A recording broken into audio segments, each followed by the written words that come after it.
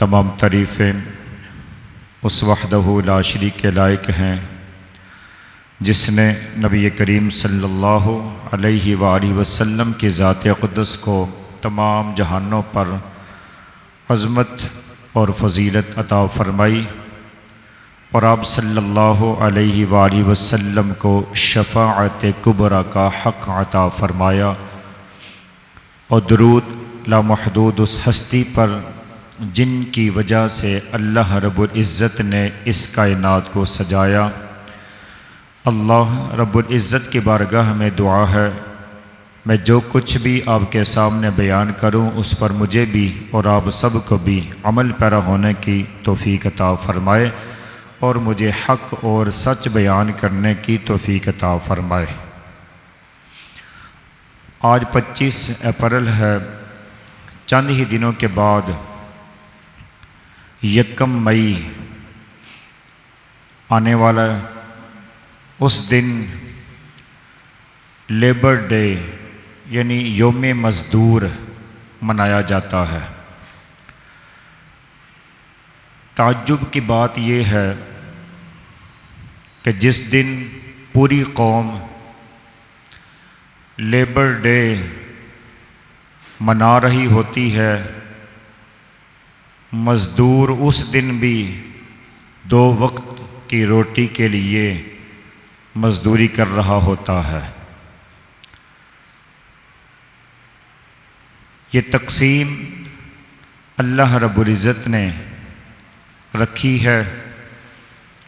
میں نے آپ کے سامنے قرآن کریم فرقان حمید میں سے ایک آیت کریمہ 25ویں پارے میں سے تلاوت کرنے کا شرف حاصل کیا۔ اہم یقسمون رحمت ربک نحن قسمنا بینہم معیشتہم فی الحیاۃ الدنیا ورفعنا بعضهم فوق بعض درجات لیتخذ بعضهم بعضا سخریا ورحمت ربک خیر مما یجمعون۔ اس آیت کریمہ کا مفہوم اگر 2 حصوں میں کیا جائے تو پہلے کے اندر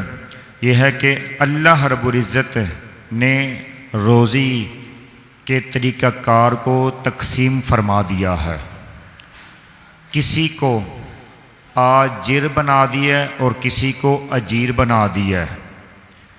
کسی کو حاکم بنا دیا، کسی کو محکوم بنا دیا، کسی کو آقا بنا دیا، کسی کو غلام بنا دیا۔ اب ان کے درمیان روزی کو تقسیم کر دیا ہے۔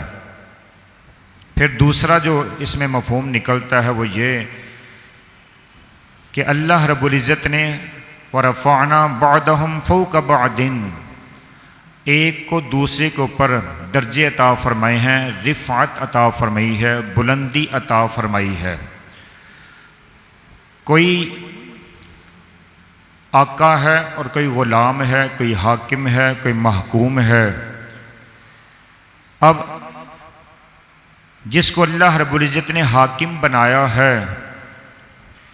وہ اس کو پر فخر نہ کرے، اترائے نہیں، یہ بھی اللہ رب العزت کی طرف سے امتحان ہے۔ اور جس کو محکوم بنایا ہے اس کو بھی کم طریقہ شکار نہیں ہونا چاہیے، اس کا بھی امتحان ہے۔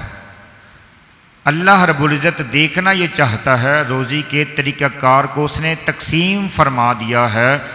وہ دیکھنا یہ چاہتا ہے کون بندہ اپنا جو اس کو حق دیا گیا ہے اس کو کون اچھے طریقے سے استعمال کرتا ہے اور کون اس حق کو پورا نہیں کرتا ہے۔ جو اللہ رب العزت کے دیے ہوئے حقوق کو پورا کرتے ہیں وہ دنیا کے اندر بھی کامیاب ہوتے ہیں، آخرت کے اندر بھی کامیاب ہوتے ہیں، اور جو اللہ رب العزت کے احکامات کی نافرمانی کرتے ہیں وہ دنیا کے اندر بھی ذلیل و خوار ہوتے ہیں، آخرت کے اندر بھی ذلیل و خوار ہوتے ہیں۔ اب یہ جو تقسیم فرمائی ہے روزی کی، اگر سب کو اللہ رب العزت مال عطا فرما دیتا تو پھر کام کس نے کرنا تھا؟ اور اتنی بڑی فیکٹریاں ہیں، اتنے بڑے پلانٹ ہیں، اگر کوئی مزدور نہ ہوتا تو یہ کسی کام کے نہیں تھے۔ تو لہذا اللہ رب العزت نے یہ تقسیم فرمائی ہے، ہر ایک کو ایک لائحہ عمل دے دیا ہے کہ اس لائحہ عمل کے اندر رہتے ہوئے اپنی ڈیوٹی کو پورا کر کے اپنے لیے اور اپنے بچوں کے لیے رزق حلال کما کر اس دنیا کے اندر بھی وہ عزت والی زندگی بسر کرے اور آخرت کے اندر بھی اس کو اجر عظیم عطا کیا جائے۔ حضرت سعید بن عمیر رضی اللہ تعالیٰ عنہ سے روایت ہے، نبی کریم صلی اللہ علیہ وآلہ وسلم نے فرمایا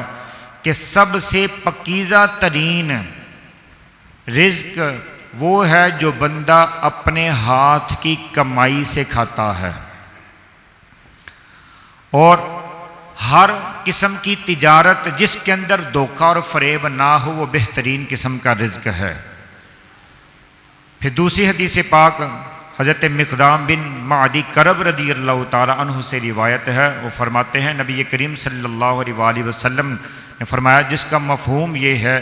کہ اللہ رب العزت کے نزدیک وہ لقمہ بڑا ہی پیارا ہے، بڑا ہی محبوب ہے جو اپنے ہاتھ کی کمائی سے کھایا جائے۔ حضرت ابو ہریرہ رضی اللہ تعالیٰ عنہ سے روایت ہے، وہ فرماتے ہیں کہ نبی کریم صلی اللہ علیہ وآلہ وسلم نے فرمایا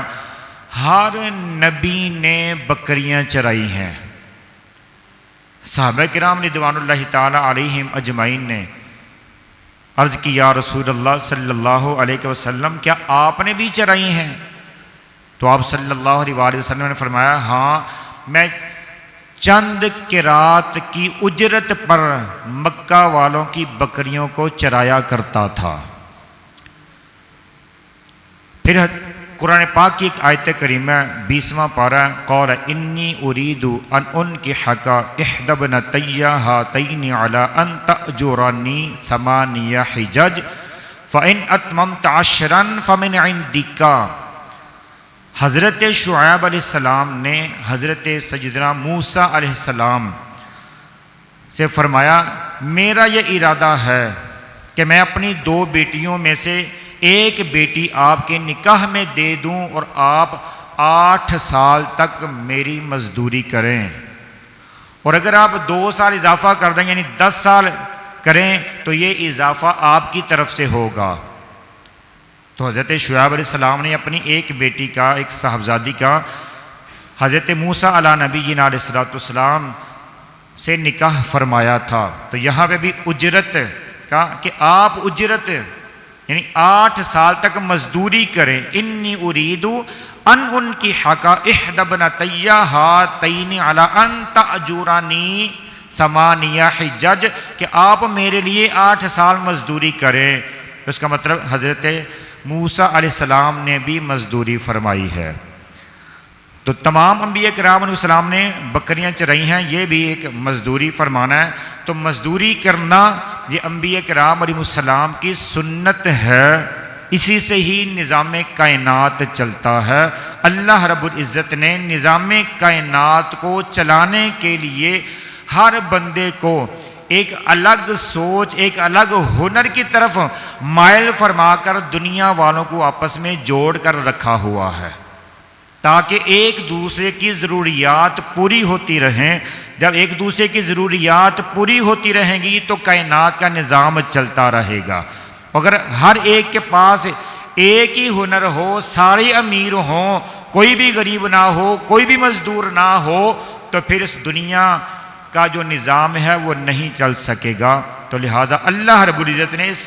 نظام کائنات کو چلانے کے لیے ہر بندے کی ایک الگ ذمہ داری لگائی ہے تاکہ وہ اس کو اچھے طریقے سے سر انجام دے کر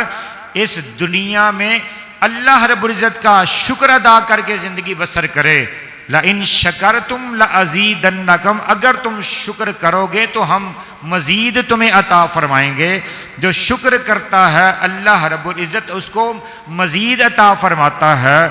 اب یہ ہمارے اوپر ہے کہ اللہ رب العزت نے ہماری جو ڈیوٹی لگائی ہے ہم اس کو اچھے طریقے سے پورا کرتے ہیں یا اس کے اندر خیانت کرتے ہیں۔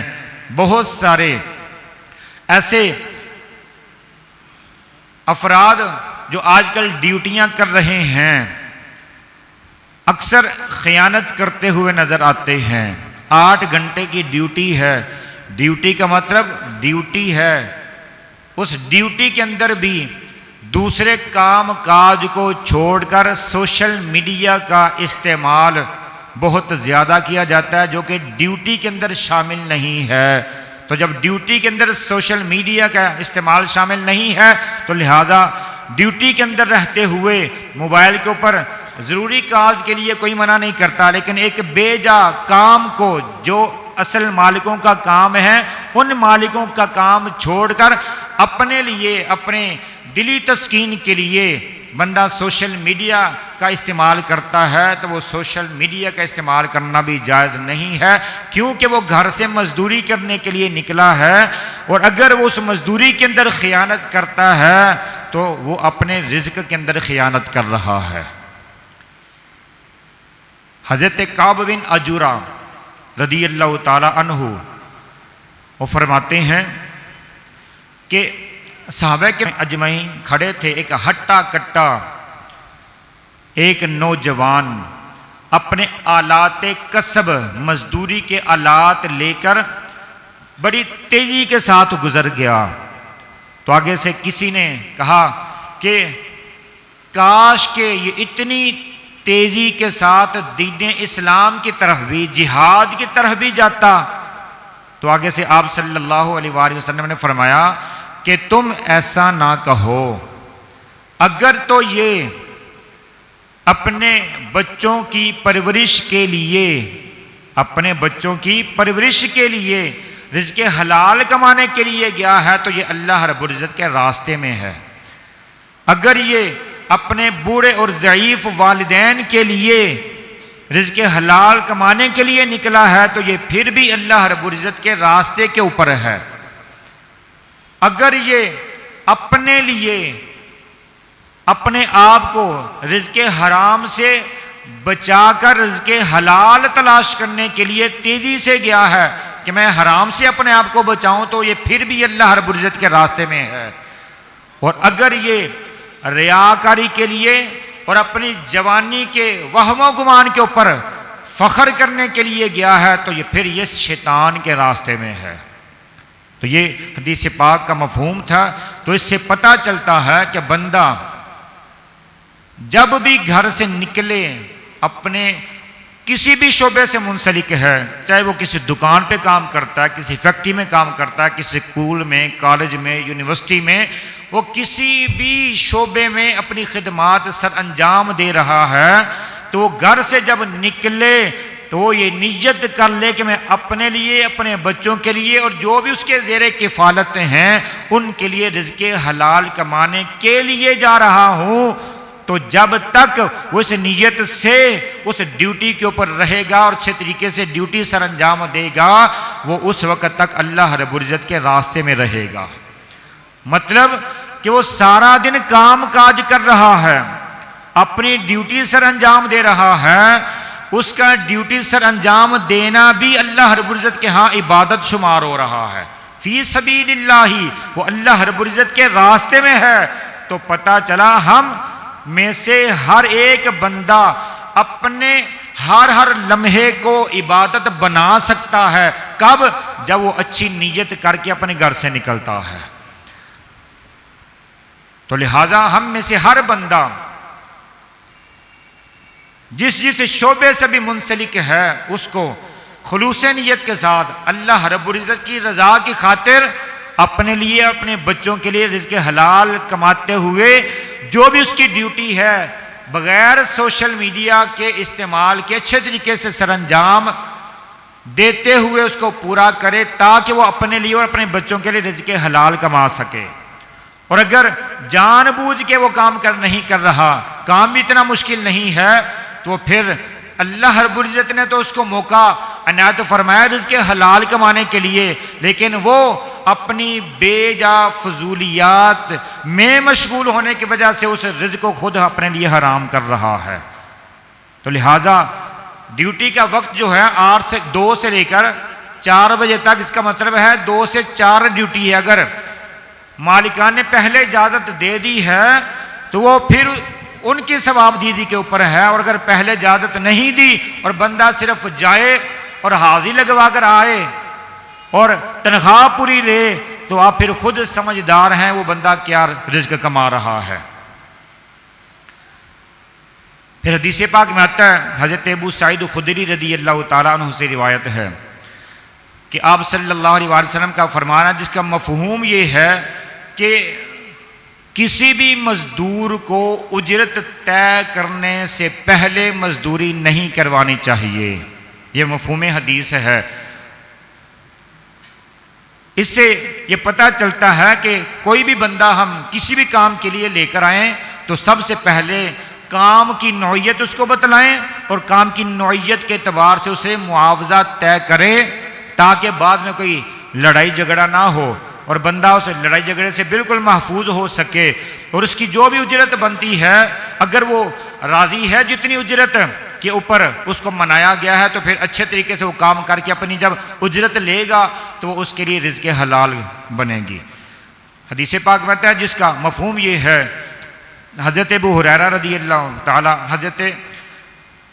عبداللہ بن عمر رضی اللہ تعالی عنہ سے روایت ہے، فرماتے ہیں کہ آپ صلی اللہ علیہ وسلم کا فرمان ہے کہ مزدور کو اس کا پسینہ خشک ہونے سے پہلے اجرت ادا کرو۔ اب بندہ کسی سے مزدوری کرواتا ہے اور مزدوری کروانے کے بعد اجرت پہلے طے ہو چکی تھی لیکن اس کے باوجود بھی وہ اس کو تنگ کرتا ہے، پیسے دبا لیتا ہے، تو وہ پھر کیا ہے، وہ احکام شریعت کی مخالفت کر رہا ہے۔ اس کے ذمہ جو بھی کام لگایا گیا اس نے اپنا پورا کر دیا ہے، تو لہٰذا جو اس نے پورا کر دیا اس کی اجرت اتنی بنتی ہے جو بنتی ہے اس کو دی جائے، نہ کہ اس کے پیسوں کو جان بوجھ کے روک لیا جائے، اس کے پیسوں کو دبا لیا جائے کہ فلاں دن اتنے دن کام کرے گا تو پھر جان بوجھ کے اس کو لٹکا لینا، یہ بھی شریعت میں جائز نہیں ہے۔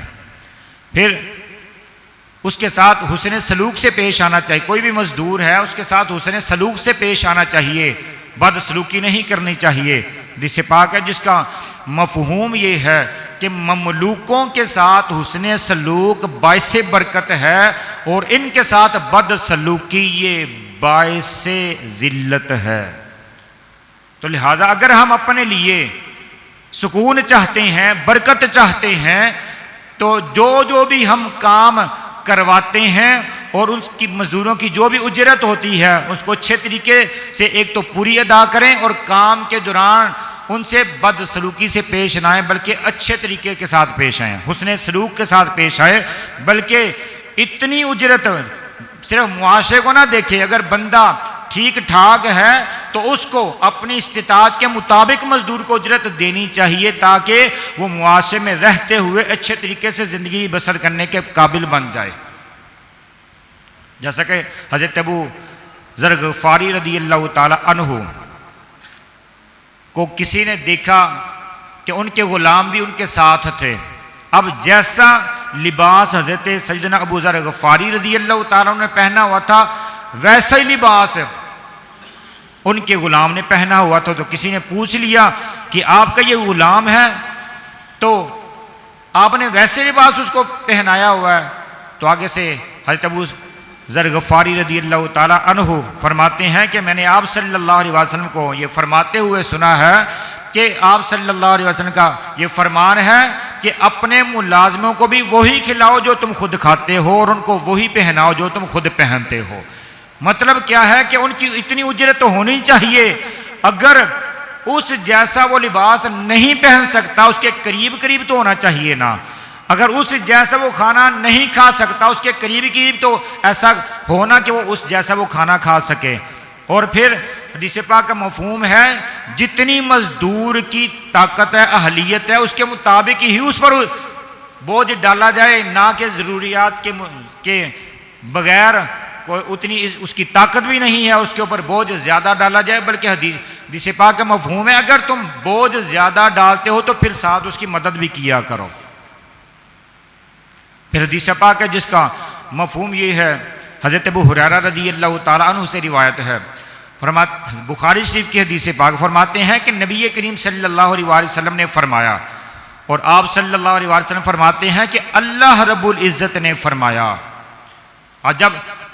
اللہ رب العزت کا فرمان آ جائے نا اور ہو حدیث پاک، اس حدیث کو کہتے ہیں حدیث قدسی، کہ روایت کرنے والے آپ صلی اللہ علیہ وآلہ وسلم ہو اور فرمان اللہ رب العزت کی ذات کا ہو،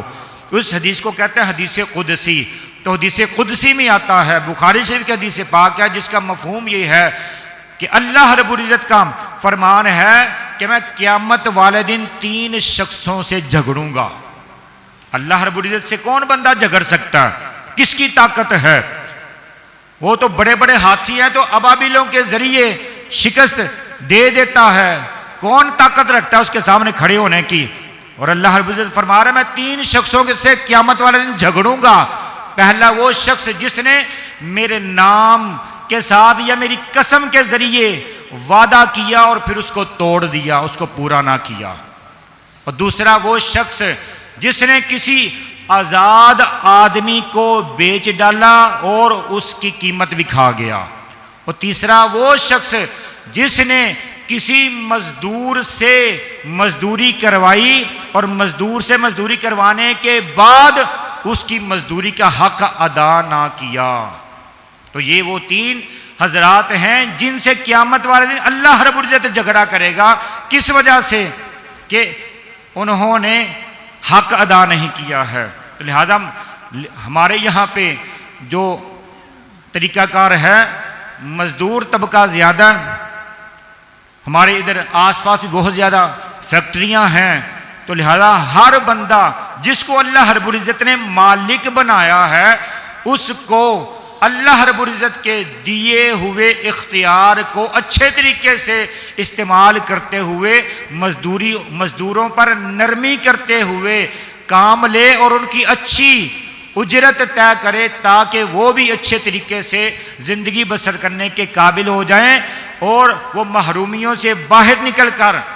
آپ کے لیے بھی دعا کریں اور آپ کے خاندان والوں کے لیے بھی دعا کریں۔ وہ کب ہوگا؟ جب ہم ان کو ان کے حق سے زیادہ دیں گے۔ اگر ان کو ضرورت پڑے تو ہم ان کی ویسے بھی مالی مدد کر دیں۔ ایک بندہ مثال کے طور پہ 1500 اس کی مزدوری ہے، ایک بندہ سارا دن کام لیتا ہے اور اس کو کھانا پینا وہ بھی نہیں پوچھتا، چائے بھی نہیں پوچھتا، اور ایک بندہ دوسرا اس کے ہاں وہ مزدوری کرتا ہے، اس کو وہ 1500 کی بجائے وہ 2000 دیتا ہے، اس کو چائے پانی کا بھی خیال رکھتا ہے، اس کو کھانا بھی کھلاتا ہے، تو ظاہری بات ہے اس نے اگلے دن کہہ رہا ہے میں اس کے ہاں مزدوری کروں، اور جو پہلے والا ہے 1500 دیتا ہے، کچھ کھلاتا پلاتا بھی نہیں ہے، تو ظاہری بات ہے اس نے اس کے ہاں جانا قبول نہیں کرنا۔ تو پھر باہر بندہ جا کے بات کرے، وہاں پہ تو جب وہ کام کرتا ہے بڑا خوش ہوتا ہے، اور یہاں پہ جب میں اس کو کام پہ لگاتا ہوں تو وہ منہ بنا کے بس کام پہ لگا رہتا ہے۔ وجہ کیا ہے؟ کہ اس کو خوش آپ نے کرنا ہے، وہ خوشی کے ذریعے اس کو آپ نے دینا ہے۔ جب آپ اس کے ساتھ اچھے طریقے سے پیش آئیں گے تو انشاءاللہ تعالی وہ آپ کے گن گاتا ہوا نظر آئے گا، اور اگر آپ نے اس کی کوئی اچھے طریقے سے خدمت نہیں کی، اگرچہ مزدوری پوری دے دی ہے، تو وہ کل اس جگہ پہ کے اوپر تلاش کرنے کے لیے نوکری جائے گا، مزدوری کرنے کے لیے جائے گا جہاں پہ اس کو اس سے بھی اچھی مزدوری ملتی ہو۔ اور رہا ان کے ساتھ بدسلوکی کرنا، گالیاں دینا، یہ شریعت نے بالکل منع فرمایا ہے، بلکہ اللہ رب العزت نے تو یہاں تک فرمایا وَلَقَدْ كَرَّمْنَا بَنِي آدم، ہم نے بنی آدم کو عزت کا تاج پہنایا ہے، چاہے وہ کسی بھی شعبے سے منسلک ہے تو انسان نا، ہے تو انسان نہ، تو انسان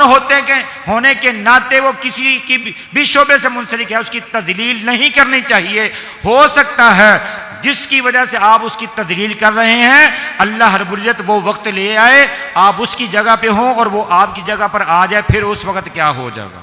تو لہذا اگر اللہ رب العزت نے آپ کو اختیارات عطا فرمائے ہیں تو ان کو قرآن و حدیث کی روشنی میں اچھے طریقے سے استعمال کرتے ہوئے اس کے لیے آسانیاں پیدا کریں۔ یوم مزدور یعنی 1 مئی آ رہا ہے، تو اس حوالے سے یہ حکومت نے جو اجرت طے کی ہوئی ہے وہ بھی نامناسب ہے، وہ بھی وقت کے لحاظ سے نامناسب ہے، لیکن صرف ہمیں حکومت کی طرف نہیں دیکھنا چاہیے بلکہ اپنی طاقت، اپنی جو جیب ہے اس کی طرف دیکھ کر، اگر جیب حکومت کے اعلان کردہ معاوضے سے زیادہ کی اجازت دیتی ہے تو ہمیں زیادہ اس کو دینا چاہیے، کیونکہ مال یہاں پہ ہی رہ جانا، تجوریاں یہاں پہ ہی رہ جانا ہے، لیکن بندے کے جو اعمال ہیں وہ آگے جانے ہیں، ان اعمال کی بنیاد کے اندر ہی قبر نے روشن ہونا ہے اور آخرت کے اندر بندے نے بہت زیادہ اجر عظیم پانا ہے۔ اللہ رب العزت کی بارگاہ ہمیں دعا ہے، میں نے جو کچھ بھی ٹوٹے پھوٹے الفاظ میں آپ کے سامنے بیان کرنے کی سعادت حاصل کی ہے، اللہ رب العزت مجھے بھی اور آپ سب کو بھی اس پر عمل پیرا ہونے کی توفیق عطا فرمائے۔ وما علی الا البلاغ۔